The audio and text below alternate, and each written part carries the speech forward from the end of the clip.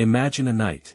Not just any dark night, but the one night when the veil between worlds grows so thin it becomes nearly transparent. When the dead may step into our world, and the living might glimpse beyond the curtain of eternity. This night is no modern invention. It is older than Rome, older than the pyramids, older than writing itself.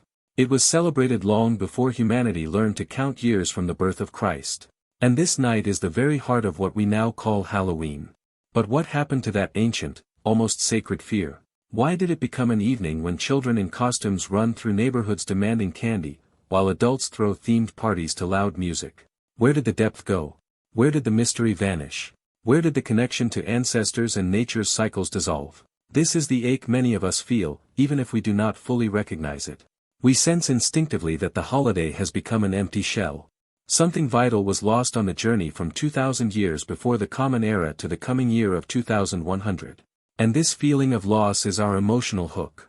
It compels us to look back so we can understand where we are headed next. Let us begin our journey in those times most consider the dawn of history. But for our ancestors, this was already a mature age. 2,000 years before the Common Era, deep in Europe, on lands that would later become Ireland, Scotland, and Wales, people lived whose lives were inseparably tied to earth and sky. They knew no clocks, yet understood time perfectly by the sun and moon. Their calendar was not divided into months, but into great turning points of the year. One of them was the most important, the end of harvest, the beginning of winter, the moment when all living things paused between death and rebirth. This festival was called Samhain. It was celebrated on the night of October 31st into November 1st. For the Celts, the day began at sunset, so this night was the threshold of the new year. But it was more than a calendar shift. It was the night when the boundary between the world of the living and the world of the dead grew so thin that spirits of ancestors, fairies, and other otherworldly beings could pass through.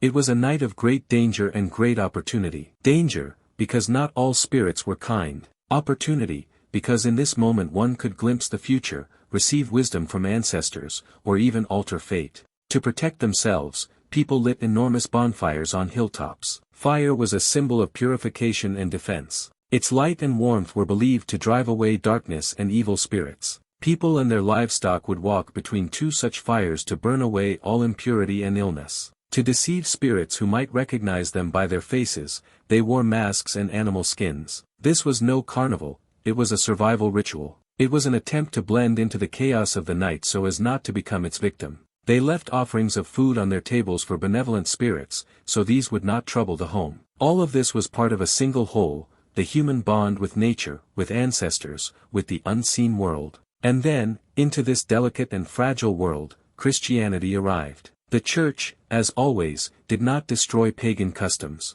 It renamed them. In the 7th century of the Common Era, Pope Gregory III moved the Feast of All Saints from May to November 1st. The night before became known as All Hallows' Eve. Over time, this name shortened to Halloween. Later, in the 10th century, another day was added, All Souls' Day on November 2nd, when prayers were offered for the dead whose souls had not yet reached heaven. Thus, a 3-day observance was born, merging the pagan fear of spirits with the Christian belief in the afterlife. Yet the essence of the festival had already begun to shift. It became less personal and more official. Prayers replaced rituals. The church replaced bonfires. Still, folk traditions proved resilient. In England and Ireland, the practice of souling endured, when the poor and children went door to door, singing songs or reciting prayers for the souls of the departed in exchange for special cakes called soul cakes. This was the direct ancestor of trick or treat. People still believed in spirits, but now they asked not for protection, but for alms on their behalf. So Halloween traveled across Europe,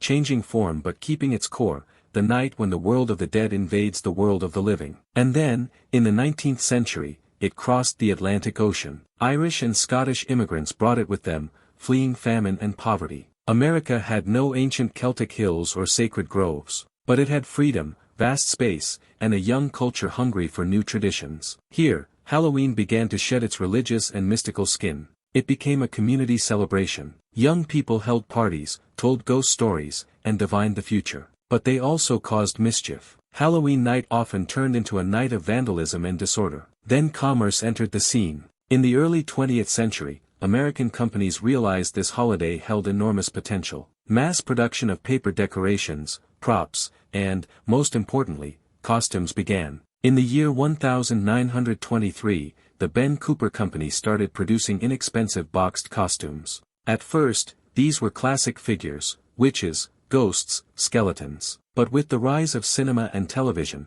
costumes began to reflect popular culture. Comic book heroes, cartoon characters, movie stars, all became part of Halloween. In the post-war years, in the 1950s, Halloween became firmly a children's holiday. This was the era of the baby boom and suburban expansion. Parents sought safe entertainment for their children. The trick-or-treat tradition was standardized and promoted through advertising. Candy companies saw a golden opportunity. Homemade treats were gradually replaced by factory-made sweets. It was convenient, safe, and highly profitable. The fear that once was part of ritual now became entertainment. Haunted houses, horror films, monster costumes, all became part of the entertainment industry. By the end of the 20th century, Halloween had transformed into one of the largest commercial holidays in the United States. It began to be exported alongside American culture, through Hollywood, through television, through global corporations. Today, Halloween is celebrated worldwide, from Tokyo to Moscow, from London to Sydney. Yet it evokes different feelings everywhere.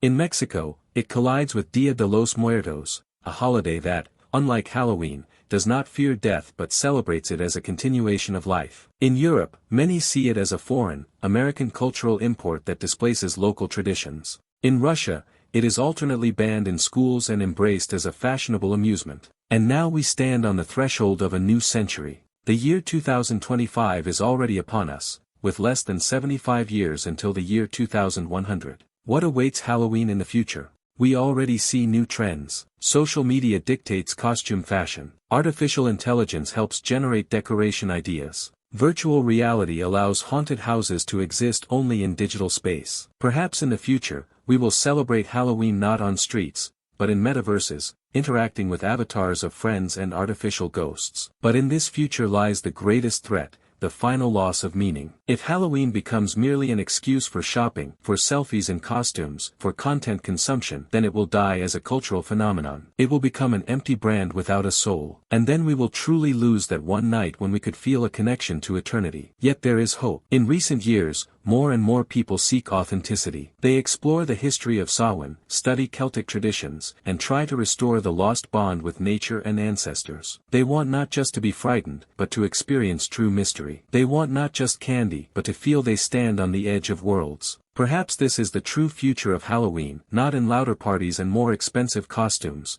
but in a return to its roots. In the realization that this holiday is not about fear, but about reverence. Reverence for the cycles of life and death, for the memory of ancestors, for the mystery that surrounds us every day but which we so rarely notice. From 2,000 years before the Common Era to the year 2100, that is a journey of 4,000 years. And through all that time, the essence of Halloween has remained unchanged. It is the night when we acknowledge that the world is not limited to what we can see and touch. It is the night when we allow ourselves to believe in wonder, in mystery, in something greater hidden just beyond the veil of reality. And as long as we remember this, Halloween will live.